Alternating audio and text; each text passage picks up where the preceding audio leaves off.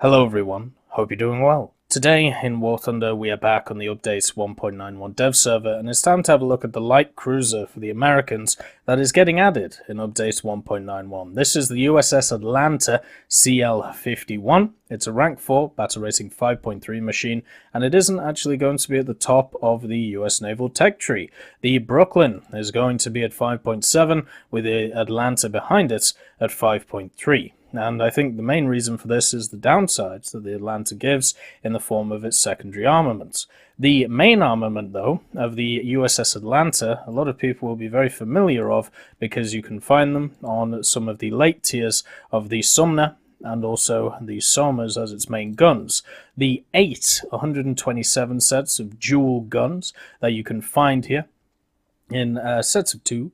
So what you have is overall 16 127mm, and you can effectively get 14 of them on target at once, and that is incredibly powerful when you think about it, because of the fact that these are fast-firing 127mm, and a lot of the machines that have just got added to the game, such as the heavy cruisers like the Admiral Hipper, one of the biggest issues that they have is the fact that they have incredibly large guns, but they're quite slow firing. So the USS Atlanta will be able to get a lot of damage off pretty quickly alongside the other guns that it has. Now, this is where it gets kind of let down. So it only has 3 sets of quad 1.1 inches, which are your pretty much AA guns. You can see them in effect here, here, and one at the back right here, and these are just not good enough in my opinion. You know, when you compare it to a lot of other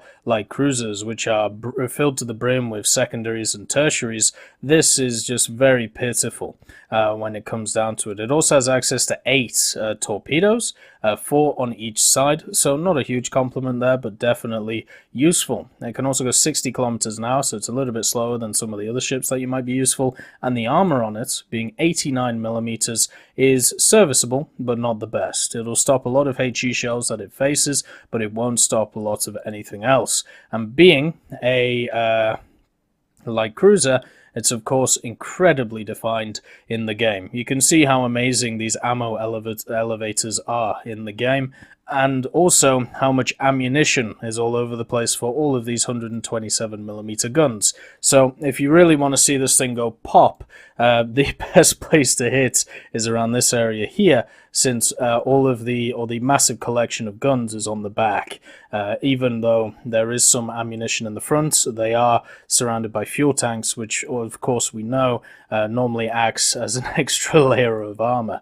Then of course you have the engines in the center, 2 separate smoke funnels, meaning that stopping them churning will be harder to do than a few other vessels that have just been added to the game. And the general detail that you find on this machine is incredibly high compared to what we used to see. It's always a marvel looking at these new vehicles when it comes to the cruisers, when it comes to even just the general smaller boats, because they're so beautiful. Like, they're incredibly beautiful, and the amount of effort that goes into them to build is just absolute wonder at the end of the day. Now, if we have a look at its modifications, what you'll find is it starts off with HE for the 127s, and they only pen 54mm. So this might be a bit of a rough stock grind for this machine, especially since 54mm isn't really enough to pen anything at its level, and what it'll just end up doing is causing a lot of fires on ships but not doing a ton of damage. So against other stock machines you'll do pretty well, but against machines which are upgraded you may struggle a little bit. The AP does come home to help though. The SAP pens 125mm, so that's still not good enough to pen certain ships that you might face, so there may also be a problem there with this machine. Then of course you have the HEVT, pens the same as the HE, but it has the variable time fuse. The 28mm, which are your secondaries, the 1.1 inches, they only have 1 ammunition belts, and they fire hefty, and that's it. So they are pretty much dedicated anti-aircraft machine guns, machine guns, depending on what you want to call them. They are 28mm, so I suppose they're technically more cannons. But the fact is, you may have to turn the 127mm to be able to deal with those air threats. And, well, these things do turn well, they do turn hard, and they do a lot of damage with a decent reload, so you probably could actually pull it off in this machine, especially if you're in arcade. But it's not as simple as just letting the AI do the work like it is in other ships. You might actually have to try in this one and be able to use your guns effectively. Unfortunately, this machine gets no camouflages. Hopefully, with the introduction of the Gaijin market, we can get more naval skins, because there have been a few which have been really nice to see in the game, and I think we could add to them with some cool USS Atlanta stuff. Anyway, let's get into the battlefield and show you why I think, even though the USS Atlanta, a lot of people are going to rule it out, especially with the heavy Japanese cruiser that's been added and also the Hipper, there are a lot of really nice things that the Atlanta has going for it. The first thing is the turrets are incredibly fast. You can see how quick they turn compared to a bunch of other turrets in the game, meaning that if you have to redesignate your fire, it's incredibly easy to do. Look how fast these things are, right? So let's say you have a target over here, and then you have to move to a target over here.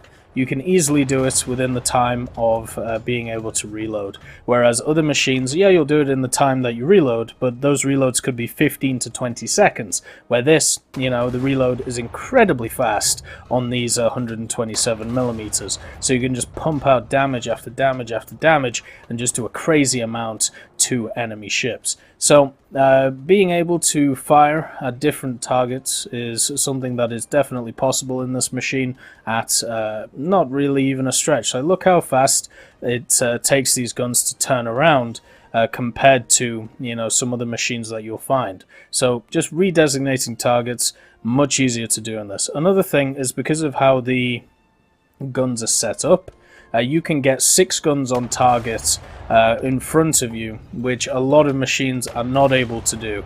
And the fact that they're fast firing guns means that you can fire a lot of rounds at the enemy, and well, they may be only stuck with 2 major guns or stuck with very limited amounts of guns.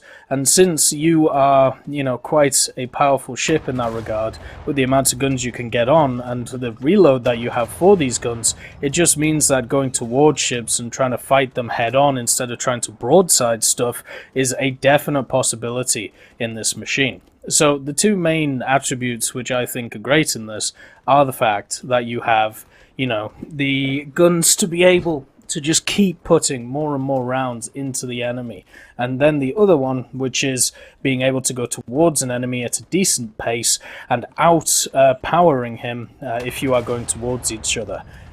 So you can see here the enemy is around about 7 seconds away, and before just as the first ones are dropping, it's 8 seconds actually, you're able to get another barrage off, and that target is 4,800 away. What this means is you can create a constant barrage of fire against an enemy, which is incredibly useful in a War Thunder. It seems like we have 2 sets of ships which do well at top tier. You have the big bruisers, which if you are incredibly accurate with, or generally you know where to shoot on ships, or maybe you get a bit lucky, you're able to just annihilate ships in one volley, and it pretty much knocks them out of the action. And then you have machines like this, and to a greater extent the HMS Tiger, where you can just keep pummeling over and over again and just put so many shots into the enemy that it basically means that they can't get away without taking some form of damage. Now this does mean, at the end of the day, that some of the problems that the Atlanta has, as you can see, is accuracy, but that seems to be a bit of an issue with a lot of ships right now. And why did you explode? I must have ammo-racked something. But you can see the barrage that you can just keep pushing with this vehicle. You can just keep hitting, you can just keep annihilating, you can just keep putting round upon round into the enemy without really having to worry too much, because you can easily redesignate, you can easily keep the guns on target, you can just do a ton of things with them. The main problem you're going to have is against stuff like this Ju-88, where, of course, you are going to suffer a little bit because of the fact that your AA isn't as good as other ships. The other problem as well is if you are getting outranged by a heavier cruiser, where they're able to just hit you from absolutely stonks away, and it's taking your guns a little bit longer to get there. So even if you get that sustained fire off, if you are outranged, you don't have the armor to be able to soak the shots. And also these turrets, compared to a lot of others, are quite fragile, meaning that taking out the guns is not too hard to do. Now you have 14, as we talked about in a broadside, so it's not too much of an issue, but over time, if you are being outranged, if the enemy is able to land accurate shots and your shells are plinking off of them because either you can't penetrate the enemy or you're struggling to knock out their main guns, well, it might be a tough fight for you. But if we're talking about a machine which can get into the nitty-gritty, which can, you know, get close to somebody and kind of box them out over separate rounds, then I don't think there is a better machine in the game at this moment than the USS Atlanta. The Tiger is definitely close with its ideas and how that is able to sustain the fire compared to other machines, but the Atlanta, with just the amount of guns it's able to fire out, the amount of firepower that it's able to put down, I would definitely take something like this over the Tiger just for that reason, and also because of the fact that it has that long range ability. It also sounds absolutely stunning in the game with the new sounds that is going on. I am definitely having a bit of an issue where I'm not really hearing these secondary guns. That was a little bit weird. I'm not really hearing the secondary guns on ships right now, but if we're just talking about this machine's major guns, they look stunning, they sound stunning, and for some reason those guns are firing. Huh.